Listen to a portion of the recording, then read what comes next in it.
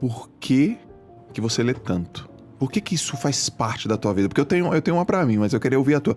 Por que ler faz parte do teu hábito? Acabou que isso veio, Joel, do meu pai. Meu pai é a pessoa que mais lê que eu conheço. Ele lê muito. Eu lembro quando eu era pequeno que, tipo, a gente ia no teu shopping... pai é o que? A Malu é o inteligente, que tem o argumento, que é de... Não foi isso que ela falou? Meu pai é muito inteligente, ele lê sobre vários assuntos. Isso, foi isso que ela falou. O hobby dele, por exemplo, é resolver provas de concursos do IME e do ITA.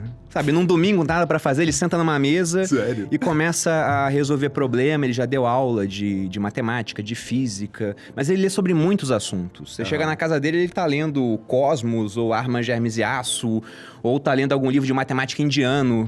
É bizarro. Meu pai, ele é bizarro. Ele é um cara muito, muito inteligente. O que eu acho que eu ganho do meu pai? Acho que eu sou mais esperto.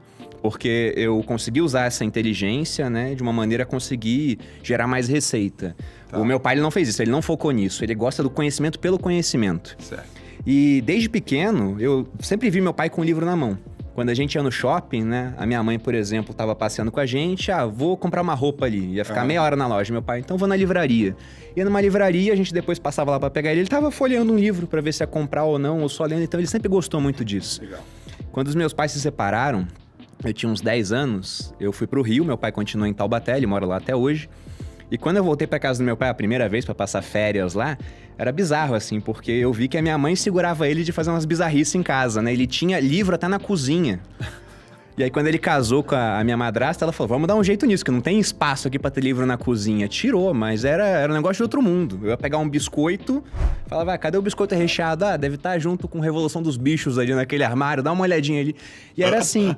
E aí, tendo esse exemplo em casa, acabou que foi muito natural começar a ler mais. E eu lembro que, quando era pequeno, eu ficava testando meu pai. Uma hora, ele sabia todas as palavras. Eu tava lendo um livro assim, falava, pai, o que é isso aqui? Ele respondia na hora. Eu falei, caramba, ele sabe tudo. Aí eu troquei o livro, peguei um dicionário e fui perguntando pra ele. E ele respondendo. Aí uma hora ele falou, você tá lendo o quê ainda? Eu falei, é o dicionário, né? Ele falou, tá me testando, seu homem de poucas letras, né? Vai ler um livro que você vai aprender isso aí. Você pega pelo contexto, não sei o quê.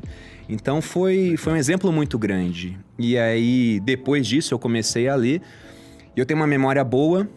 Eu vi que isso me dava vantagem em certos aspectos, porque você começa a ter esse arcabouço cultural e isso ajuda muito a você criar narrativas que podem ser melhor compreendidas pelo público.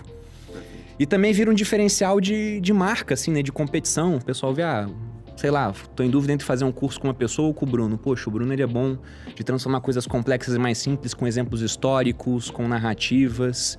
E isso as pessoas dão valor, porque elas dão valor há muito tempo. Você pega, por exemplo, no Império Romano, o homem culto era aquele que conhecia os mitos.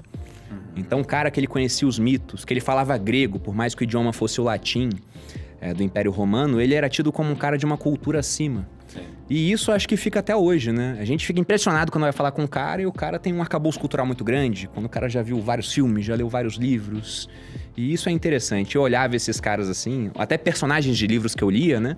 Eu tô relendo agora o Conde de Monte Cristo, por exemplo. Certo. E eu olho pro Conde de Monte Cristo e falo, eu quero ser esse cara, pô. O cara sabe tudo, viajou o mundo todo, conhecimento muito grande, né? É um personagem que é do romantismo, né? Difícil chegar, porque é quase perfeito, cara. Certo.